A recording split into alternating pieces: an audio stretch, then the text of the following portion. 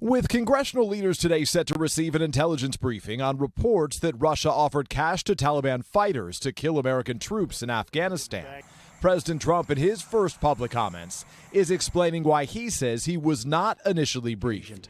This didn't rise to the occasion, and from what I hear, and I hear it pretty good, the intelligence people many of them didn't believe it happened at all. I think it's a hoax. I think it's a hoax by the newspapers and the Democrats. Still, the White House, the State Department, and even some members of Congress knew about it months ago.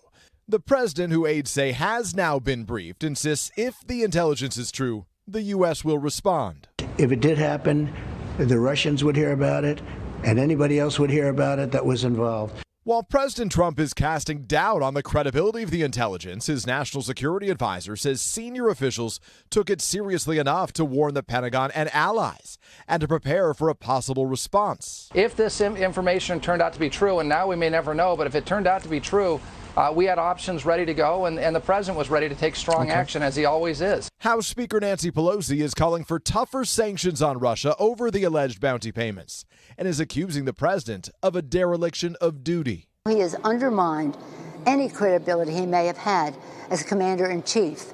If he could call a possible assault on our troops, our men and women in uniform, by the Russians, a hoax, without even wanting to read about it. The National Security Advisor says the information was in the president's written daily briefing, but that it was the decision of the president's intelligence briefer, a career CIA analyst, not to brief him verbally on unverified intelligence.